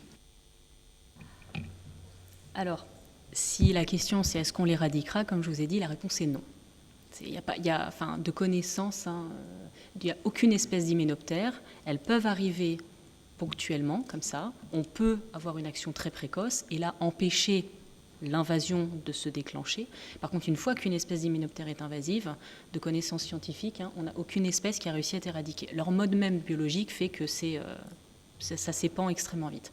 Donc effectivement, il faudra apprendre à vivre avec. Ce qui ne veut pas dire ne rien faire. La Belgique avait, à mon sens, qui est connu le frelon dans d'autres pays, dont la France, Portugal, qui ont été envahis bien avant. La Belgique avait cette chance de savoir que ça allait arriver chez elle. Si on n'était pas dans le déni, on le savait que ça allait arriver. C'était quelque chose de connu. Quand c'est arrivé en 2016, on en avait déjà côté Portugal, on en avait dans l'est de l'Europe, il y avait déjà un saut, même dans les îles britanniques. C'était une question de temps. Les pays scandinaves se préparent actuellement parce qu'ils savent que ce n'est qu'une question de temps. C'est pour ça qu'elle a été fixée au niveau européen. La Belgique avait cette chance d'avoir ce laps de temps pour se préparer. Et c'est vrai que là où, en Wallonie, il y a eu une action qui a été faite de ne pas forcément tout prendre en charge, mais de former, d'aider à la concertation, d'aider à la formation, d'aider en fait à s'organiser, puisque au bout d'un moment, les États ne peuvent pas assurer clairement les choses. Ça, c'est une réalité. Aucun pays peut le faire. On serait à 11 millions, ce sont des chiffres complètement absurdes. Par contre, former, faire comprendre les choses, enlever la désinformation et la mauvaise information, ça c'est des choses qui ont été faites. Et c'est vrai que Bruxelles, c'était assez surprenant de voir qu'il y avait un peu cet imaginaire de penser que ça s'arrêterait parce que très urbain, parce que pas un habitat peut-être à espèces sauvages. Et donc en fait, cette aide à la lutte, cette aide à l'organisation, effectivement, peut-être a pu prendre un peu de retard ici, alors que il est encore temps en fait de faire ce genre de choses. Effectivement, éradiquer l'espèce, c'est une utopie, irréalisable. Par contre, s'organiser pour aider, on va dire, à faire les choses bien et intelligemment. On a vu, nous, on lutte aussi au centre apicole pour que même les apiculteurs, on est dans un débat de passion, on est sur des colonies qui se font détruire, on est sur de l'animal. Il y a de la passion, il y a de l'attachement à son modèle biologique. Si on laisse faire les gens sans les former correctement, la passion prend le pas et les mauvaises actions reviennent, les mauvaises habitudes arrivent. C'est là qu'on avait des captures de piégeage insensées. Mais si vous ne formez pas, vous laissez faire en fait. Et si vous formez, ça évite aussi ce manque. Donc en fait, un déni de situation ne fait qu'alimenter ce problème aussi au niveau des citoyens en fait. La peur engendre la peur également sur ce genre de questions. Donc effectivement, je pense qu'il est quand même grand temps au moins d'aider à la formation et à la bonne information et des communes et des citoyens et de l'ensemble de la population, quoi. Merci, en tout cas c'est bien noté. On peut applaudir. Est-ce qu'il y a une autre intervention, monsieur? Oui. Bonjour, Marc Châtel, la commune de Dorghem. Donc, moi, je constate qu'il y a une espèce de consensus entre tous les intervenants, et je le partage, pour dire que l'invasion de frelons asiatiques, elle est ce qu'elle est, on n'arrivera pas au bout, les frelons sont là, ils sont installés, et il faudra apprendre à vivre avec. Et je crois qu'on est arrivé à cette conclusion parce que, jusqu'à présent, on a utilisé en gros qu'une seule technique pour les détruire. Moi, j'appelle ça la technique mécanique. Donc on essaye de trouver des frelons, on les écrase, soit en début d'année au moment où il y a des reines fondatrices, ou bien plus tard quand on trouve des nids. Il y a un peu de permétrine, un peu de poison, un peu de lutte chimique qui se met en place. Mais à la base, c'est de la mécanique. Ça nécessite énormément de moyens, c'est extrêmement chronophage. Et donc effectivement, on ne va pas arriver au bout du frelon asiatique en Europe si on continue dans cette voie-là. Et moi, j'ai une question ici pour les intervenants qui en savent peut-être plus que moi. Est-ce qu'il n'y aurait pas d'autres solutions à mettre en œuvre dans le genre et je crois que ça a déjà été développé, on a identifié des phéromones qui permettraient d'attirer sélectivement tel ou tel type femelle ou mâle frelon. Il y a peut-être des moyens de lutte biologique qui permettraient d'une manière ou d'une autre de rendre les frelons stériles et d'enrayer leur processus de reproduction. Est-ce que quelqu'un a des informations à ce sujet-là? Est-ce qu'il y a quelque chose qui se développe pour le futur pour changer de paradigme et se dire ce qui ne marche pas actuellement, on l'oublie et on fait autre chose? Merci. Cette autre chose existe et qu'on réussisse à le mettre au point. La question est très intéressante, je pense. Alors, c'est pas moi qui vais vous répondre. Je pense qu'avec mon collègue Louis Autier du CRAW, on va peut-être apporter juste les éléments factuels et scientifiques de l'état des connaissances. Alors, il y a plusieurs choses. On va partir déjà, par exemple, parce que j'en ai parlé sur le côté parasite. Alors, les parasites, on est dans de la lutte bio. Et d'expérience scientifique et globale, en général, c'est quelque chose d'extrêmement touchy. Donc il y a eu quelques cas là, qui ne sont pas probants en Europe. Il y a des parasites naturels aussi qui existent en Asie. Par contre, il y a une sorte, on va dire, un peu de consensus au niveau de la recherche mondiale qui est clairement croix-rouge sur cette piste-là, tout simplement parce que quand on introduit, et on l'a vu avec plein de modèles biologiques, malheureusement dans toutes ces dernières décennies, généralement quand on introduit une nouvelle espèce animale, quelle qu'elle soit, ce qui marche dans un environnement ne marchera pas forcément à l'identique dans un autre. Donc même si tout vous paraît identique, l'environnement est une telle boîte noire de questions et de méconnaissances que vous risquez de perdre le contrôle et d'avoir peut-être ces pathogènes qui vont aller trouver d'autres espèces, et généralement c'est ce qui se passe, ils trouvent d'autres individus non adaptés à ça et qui risquent en fait de contaminer finalement peut-être nos guêpes sociales, nos bourdons, ce genre de choses. Donc ça c'est trop risqué, donc il y a un consensus scientifique pour cette piste qui est un petit peu, on freine là-dessus. Sur les phéromones, il y a l'université de Tours, le CNRS, avec Éric Darouzé qui travaille depuis maintenant, c'est sa spécialité depuis plus d'une vingtaine d'années. Ils ont travaillé là-dessus. Ils avaient eu quelques résultats probants en laboratoire. Et quand ils sont passés en milieu environnemental, ça ne fonctionnait pas du tout. Pourquoi? Parce que faire un profil de phéromone, c'est aussi compliqué, voire même plus, que de créer un parfum en fait. Vous avez des centaines de molécules qui constituent ce profil olfactif et résultat, vous allez identifier quelques molécules dans un environnement, on va dire, confiné comme un laboratoire. Donc là, ça va être perçu. Et puis dans l'environnement, mélangé à tout le reste, ça ne fonctionne plus. Donc pour l'instant, ce n'est pas qu'ils ont abandonné la piste, c'est qu'il n'y a pas de choses, on va dire, probantes actuellement. Donc actuellement, si on vous vend des choses soi-disant sous phéromones, c'est un abus de langage. Il n'y a pas actuellement vraiment identifié. Mais c'est une piste. Ça, pour le coup, c'est très bien parce que c'est spécifique de l'espèce. Il n'y a pas de risque ailleurs. Et puis après, sur les alternatives pour la destruction des nids, pour être moins nuisible, le CRA travaille là-dessus. Oui, si je peux ajouter quelques éléments. Donc oui, au niveau de la lutte, il n'y a pas tellement d'autres méthodes.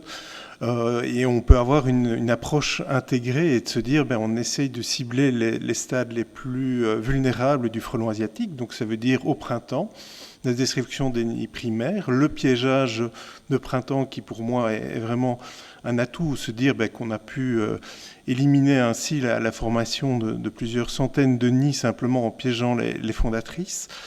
Ça évite l'utilisation d'insecticides et ça évite aussi un risque pour la population. Et puis évidemment, il y a la neutralisation des nids secondaires. Alors oui, actuellement, on utilise donc des insecticides, des biocides, et il y a des pistes de recherche actuellement sur tout ce qui est terre de diatomée ou peut-être d'autres substances pour neutraliser ces nids secondaires, mais ça mettra du temps. Et voilà, il faut regarder aussi ce qui se passe dans les autres pays européens. Il n'y a pas que la Belgique qui est concernée. Il faut savoir par exemple qu'en Allemagne, il y a un cadre réglementaire qui est beaucoup plus strict au niveau de la neutralisation des nids de frelons asiatiques. Et ils sont confrontés aussi à devoir gérer ce frelon asiatique dans des milieux urbains. C'est là où ils posent le plus de problèmes. Donc il faut regarder aussi ce qui se passe ailleurs et comment d'autres villes vont gérer ce frelon asiatique. Il est également à Paris. Et voilà, donc... D'ailleurs, à ce propos, il y a des études qui sont encore... parce qu'en fait, il y a les idées, il y a la science qu'elle va pouvoir mettre en place, et puis après, il y a une dimension, malheureusement qu'on le veuille ou non, qui est économique. C'est-à-dire que, par exemple, en France, au niveau de Tours, ils ont cherché à développer quelque chose sans molécules. Et donc, ils ont cherché à développer une machine qui va permettre de détruire les nids par le thermique. Le frelon asiatique ne supporte pas au-delà de 45 degrés, il n'aime pas ça. Bon, on ne va pas être 45 degrés, on n'est pas assez sûr. Résultat, c'est d'envoyer de la vapeur dans le nid. Donc en fait, votre nid va bouillir à 90 degrés quasiment pendant quelques dizaines de secondes. Et le nid, en fait, est intégralement détruit. Mais ça, c'est de la recherche. Reste après à savoir, est-ce qu'il y aura des startups, est-ce qu'il y aura des entreprises qui vont trouver aussi une ouverture, on va dire, économique pour développer ce genre de choses. Pareil, en Allemagne, certains, comme dit Louis Autier, ils sont extrêmement contraints. Eh bien, il y a des apiculteurs qui, d'eux-mêmes, ont essayé de développer des espèces d'aspirateurs à nid parce qu'ils ne peuvent absolument rien pulvériser, même en cas de danger pour les populations. Et donc, ils essaient de faire ce genre de choses. Mais on est sur du testage un peu de terrain. On n'a pas encore d'outils. Donc, la réalité, c'est que vous ne pouvez pas demander à quelqu'un de produire, d'investir là-dedans, si derrière, il ne trouve pas non plus d'ouverture. On se retrouve avec le même problème à un moment donné, qui est le nerf de la guerre, qui est le financement de ces outils, en fait. Mais comme dit Louis, ça existe ailleurs. Toute l'Europe est concernée. Et enfin, pas que l'Europe, faut le monde. Il est invasif en Corée, il est invasif au Japon, il est invasif aux États-Unis. Donc, c'est une espèce qui, mondialement, colonise tous les espaces, si l'environnement le permet. Merci pour cette question. Est-ce qu'il y a encore une madame? Oui, bonjour. Anne Vaneco de l'ASRAB, donc les apiculteurs de Bruxelles. D'abord, un grand merci pour cet événement. Je crois qu'on est nombreux à apprécier les informations qui ont été diffusées. Je voudrais revenir sur la première slide de Bruxelles Environnement où vous parlez des budgets européens. À ma connaissance, mais je crois qu'Oriane et Louis pourront mieux confirmer, ces budgets européens, programme Miel, il n'y a pas un euro qui est utilisé pour la lutte contre le frelon asiatique. C'est utilisé en effet pour l'aide au secteur, mais je ne pense pas que la lutte contre le frelon soit concernée par ça, par ce budget-là. Oui, c'est ce que je disais. Donc c'est bien la prise en charge en région wallonne et sur fonds propres wallons et pas sur les aides européennes. Ok, merci. Oui, c'est ça. Dans le plan, en fait, maintenant, le programme s'appelle le plan apicole wallon depuis la nouvelle convention lancée en 2022. Et c'est un programme en fait aide européenne, donc 50% Europe, 50% subside région wallonne, qui cofinance ce système. Le frelon, on avait essayé de le faire rentrer dans ce plan en 2021 lors des discussions en disant d'expérience de l'étranger, attention, ça arrive, attention. Là, il est en état de petite veille, vous le voyez clignoter droite à gauche, il arrive. Malheureusement, l'être humain a une tendance extrême à l'optimisme qui fait que tant qu'il n'a pas la tête dedans, il ne voit pas. La convention a commencé, manque de bol. 2022, le sentiment a commencé à s'accentuer. Deuxième année favorable, explosion des densités. Voilà. Donc, dans ce problème-là, il n'y a pas. Par contre, par négociation, c'était au niveau ministre de l'Agriculture, où on avait obtenu une aide justement pour la formation faite par le CRAW, équipement de certaines communes, tout un réseau de mise en place qui avait été renouvelé en 2024. Et donc voilà. Pour compléter, donc les actions qui sont menées au niveau de la région wallonne sont financées dans le cadre du plan de relance de la Wallonie et concernent en fait des sections apicoles qui ont été équipées pour intervenir auprès donc de nids qui posent problème pour les ruchers. Donc ce n'est pas transformer les apiculteurs en désinsectiseurs, c'est vraiment qu'ils puissent agir pour protéger le cheptel apicole en Wallonie. Merci. Donc le temps avance. Je ne sais pas s'il y a une dernière, Grégory. Merci Jonathan, merci tout d'abord d'avoir organisé cette conférence et merci également aux intervenants. On a de nouveau appris beaucoup de choses ce soir. Alors moi je voulais partager un peu la préoccupation de la commune de Woluwe-Saint-Lambert et notamment celle des services communaux puisqu'on est confronté, on est en première ligne par rapport aux appels des citoyens qui s'inquiètent à juste titre de la présence de ces nombreux nids. Et donc la nouvelle règle par exemple des 7 mètres au-delà desquels le SIAMU n'intervient plus, est très difficile à expliquer vis-à-vis du citoyen, parce qu'il n'y a pas d'exception à celle-ci. Nous, on a des cas très concrets. Vous savez que le bourgmestre d'une commune peut engager sa responsabilité et responsable de la sécurité publique. Et donc ici, quand vous êtes sur un terrain privé, mais en bordure d'école, que vous avez décelé la présence d'un nid, et que vous devez expliquer aux parents qu'il n'y aura pas d'intervention possible parce que c'est un terrain privé, donc la commune n'est censée pas y intervenir, et que le SIAMU explique qu'on est à plus de 7 mètres d'un lieu public, vous vous retrouvez dépourvu de moyens d'explication et de communication vis-à-vis des habitants. Et donc je pense que ce cadre juridique devrait être, à mon avis, adapté et peut tenir compte aussi. Déjà 7 mètres, c'est un peu curieux comme... pourquoi avoir arrêté le chiffre 7. Et donc voilà, on est demandeur, nous, en tant que commune, de peut-être peaufiner et prévoir des exceptions pour ce type d'intervention. Et aussi, dans les cas où on n'est pas habilité, où l'intervention ne se justifie pas, de disposer de moyens de communication et d'information vis-à-vis des habitants pour expliquer pour quelles raisons, dans pareil cas, on intervient et pas dans un autre. Je pense qu'au niveau régional, parce que pour l'instant chaque commune, avec l'aide des citoyens actifs comme le groupe F, déploie ses moyens d'information, mais c'est très énergivore pour nos services et on est demandeur quand même que la région nous donne des outils ou prenne ce travail en charge. Je vous remercie.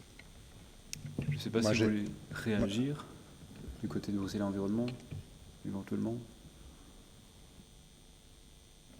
Oui, on sait que la gestion entre guillemets, des crises et des urgences est assez compliquée avec le SIAMU. Donc il y a eu tout un cadre interprétatif de savoir ce qu'est l'urgence. Et ce qu'ils nous ont très clairement dit, c'est qu'eux n'intervenaient que dans les cas urgents, avec parfois même le fait, si on sait fermer une porte pour se prémunir du frelon, le SIAMU n'intervient pas. Il y a le temps de faire autre chose. D'où la nécessité de mettre en place un répertoire d'entreprises formées. Alors c'est vrai que les entreprises n'ont peut-être pas toujours la bonne volonté derrière, mais il y a besoin quand même de mettre en place le système économique derrière pour pouvoir répondre aux besoins des gens. Donc c'était à ce niveau-là aussi la demande du SIAMU de limiter très très strictement les interventions au cas urgent, c'est-à-dire les cas qui ont été identifiés de piqûres, d'attaques, etc. Tous les autres cas ont été jugés comme dangereux et c'est vrai qu'il y a une notion de danger qui a été estimée autour de 7 mètres parce qu'il fallait choisir un chiffre à un moment et que des chiffres supérieurs rendaient techniquement les choses très très compliquées en termes de procédure. Donc c'est une procédure qui pour l'instant est entre guillemets informelle puisqu'il n'y a pas de cadre juridique. On a bien dit il n'y a pas d'ordonnance, donc en fait on n'a pas de cadre juridique. Donc on teste des mécaniques. Les 7 mètres ont été notamment testés cette année avec nos gardiens de parc, etc. On se rend compte que c'est parfois difficile d'évaluer si on est à 7 mètres, est-ce que c'est 7 mètres de manière linéaire, est-ce que c'est en projection verticale. Donc tout ça, on est en train d'améliorer pour essayer de proposer un cadre qui soit opérationnel, effectivement. Donc là, on se rend compte effectivement qu'il faut une ligne qui soit claire. Maintenant, sur l'information et la perception du risque et du danger par les citoyens, il y a aussi un exercice d'analyse, non, en tout cas un exercice de pédagogie, etc. C'est pas parce qu'on voit un nid qu'il y a un danger immédiat. Et ça, manifestement, a posé beaucoup de problèmes au SIAMU, d'où la réaction de dire on s'en occupe plus, on gère que les urgences. Enfin, a priori, c'est comme ça que ça s'est organisé. Donc il y a des réflexions de part et d'autre qui doivent se prolonger, il me semble. Alors est-ce qu'il y a une toute dernière question éventuellement? Alors on va prendre les deux ici, l'une après l'autre, et puis on fera les réponses ensemble, et puis on pourra continuer autour d'un verre. Je vous en prie, vous pouvez commencer. Oui, ben voilà. Je remercie tous les intervenants, et je fais une petite réflexion par rapport à tous les invasives. Effectivement, on parle du frelon asiatique, mais je crois qu'il faudrait peut-être un peu élargir le débat dans la mesure où c'est une perte pour la biodiversité. Tu as tout à fait, au départ, parlé de la perruche à collier. Il y a d'autres espèces invasives sur le plan animal, que ce soit la perruche à collier, la bernache du Canada, la tortue de Floride. Et au niveau santé publique, il y a des espèces végétales aussi, comme la berge du Caucase et l'ambroise, qui est aussi un grand allergène. Donc voilà. C'est super de s'intéresser aux frelons et je remercie surtout les groupes F sur le terrain, mais je crois que la problématique de l'invasif est bien plus complexe et nécessite beaucoup de réflexion. Voilà ce que je voulais ajouter et en vous remerciant encore. Merci, mais il reste 4 ans et demi pour faire des colloques, donc on va s'y attaquer, je vous en prie. Moi, j'avais une question concernant la diffusion des pièges, des cônes de capture. À ma connaissance, en région wallonne, il y a une distribution contrôlée et gratuite des cônes de capture aux apiculteurs, et ils peuvent en avoir autant qu'ils veulent. En Flandre, elle n'est pas loin, Roode-Saint-Genès, c'est à côté d'Uccle. Si mes renseignements sont bons, les pouvoirs publics flamands distribuent aussi gratuitement les cônes de capture, si je ne me trompe pas. Donc, est-ce qu'on peut prévoir ici à Bruxelles une diffusion gratuite et contrôlée des cônes de capture pour tous ceux qui veulent se battre contre le frelon asiatique à Bruxelles? Donc, sous-entendu, ma question, pourquoi des politiques différentes entre les 3 régions belges? Mais peut-être, avant de laisser Bruxelles environnement répondre, peut-être pour répondre, dire que, parce qu'en Belgique, tout est compliqué. Voilà. Et donc, effectivement, la régionalisation n'a pas toujours été très intéressante dans certains cas. J'allais justement dire, bienvenue en Belgique, c'est toujours très très compliqué. Donc effectivement, il n'y a pour l'instant pas de possibilité en vue. L'année passée, on avait envisagé de pouvoir mettre à disposition des budgets de fonctionnement pour les communes, donc pouvoir donner aux communes un budget pour s'équiper, s'outiller ou pouvoir soutenir les dynamiques. Le budget a disparu en cours de route, vous n'êtes pas sans savoir que la région a des difficultés budgétaires, et donc toute une série de budgets sont passés à la trappe, et ça fait maintenant 2 ans, par exemple, qu'on n'a plus fait d'appel à projet pour subsidier les communes. Alors, toute la politique environnementale et nature en pâtit, évidemment, puisqu'il y avait potentiellement des projets frelons, mais des projets d'inventaire d'arbres, etc. Tout ça est pour l'instant en stand-by. Donc, on attend vraiment de prochain gouvernement potentiellement pour pouvoir avoir des lignes directrices et pouvoir aller un cran plus loin. Donc je pense que demain il y a une réunion, ou demain ou après-demain avec le groupe F pour voir un peu les options à mettre sur la table. Voilà, il n'y a pas d'opposition de principe à ce niveau-là, mais il faut voir ce qui est faisable au niveau purement administratif, budgétaire et procédurier, j'ai envie de dire, de l'administration.